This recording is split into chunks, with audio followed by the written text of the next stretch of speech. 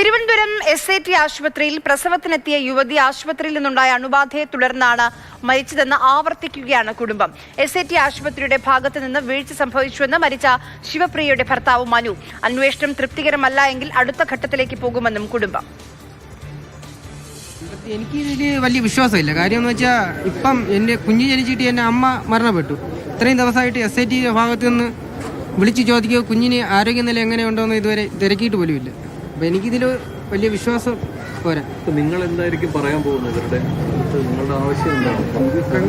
ആവശ്യമായിട്ടൊന്നും പറയില്ല, പക്ഷേ നമുക്ക് നീതി കിട്ടണം. ഇവിടെ നിന്ന് പോകുമ്പോഴേ പനിയുണ്ടായിരുന്നു, അറിയിച്ചതാണ്. അതേപോലെ തന്നെ വയറുവേദന ഉണ്ടെന്ന് പറഞ്ഞിട്ട് ഏകദേശം ഒരു 5 മണിക്കൂറോളം കഴിഞ്ഞ ശേഷമാണ് ഗുളിക കൊടുത്തത്. ഗുളിക വീണ്ടും ചോദിച്ചപ്പോൾ ഗുളിക തന്നില്ലേ എന്ന് പറഞ്ഞുകൊണ്ട് ഗുളിക കൊടുത്തത്. എന്തായാലും പറ്റേണ്ട ശേഷം തിരിച്ചു കിട്ടാൻ പോകുന്നു. ഞങ്ങൾക്ക് നീതി വേണം, അത്രേ ഉള്ളൂ. അത് ഏത് ഗവൺമെന്റ് ആയാലും ശരി വാങ്ങിച്ചു തരണം. അതിനാണ് ഇത്രയും സംസാരിക്കുന്നത്.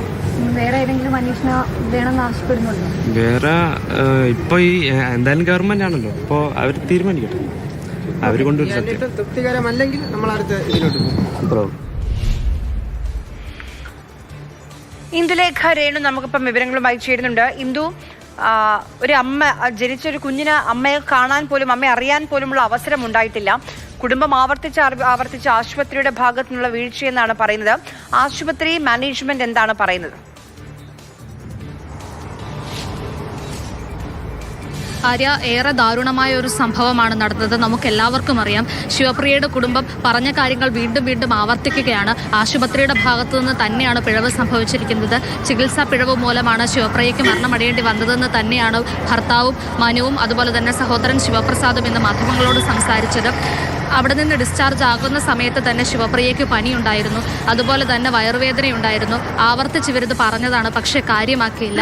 വയറുവേദനയുണ്ട്, ഗുളിക തരണം എന്നാവശ്യപ്പെട്ടപ്പോൾ മാത്രമാണ് ആശുപത്രിയുടെ ഭാഗത്തു നിന്നും മരുന്ന് നൽകിയതെന്നാണ് ഭർത്താവ് മനു പറയുന്നത്. മാത്രമല്ല, ഇപ്പോൾ നടക്കാൻ പോകുന്ന ഈ നടക്കുന്ന അന്വേഷണത്തിലും ഒന്നും തനിക്ക് വിശ്വാസമില്ല. ഇത് ശരിയായ രീതിയിൽ മുന്നോട്ട് പോകുമെന്ന് തോന്നുന്നില്ല എന്ന് തന്നെ ഭർത്താവ് മനു പറയുകയാണ്. മാത്രമല്ല, ഇന്ന് ആശുപത്രി അധികൃതരുമായി കൂടുതൽ സംസാരിച്ച ശേഷം എന്താണ് വേണ്ടതെന്ന് കൃത്യമായ തീരുമാനമെടുക്കുമെന്നും ഭർത്താവ് പറയുന്നുണ്ട്.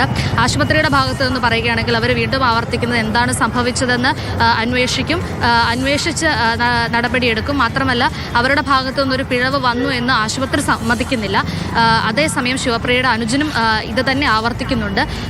ആശുപത്രിയുടെ ഭാഗത്ത് തന്നെയാണ് പിഴവ്. മാത്രമല്ല, അന്വേഷണം തൃപ്തികരമല്ല എന്ന് തോന്നിയാൽ അടുത്ത ഘട്ടത്തിലേക്ക് കടക്കും, മറ്റേതെങ്കിലും മാർഗം സ്വീകരിക്കുമെന്നാണ് സഹോദരന് പറയുന്നത്. ആര്യ, ശരി.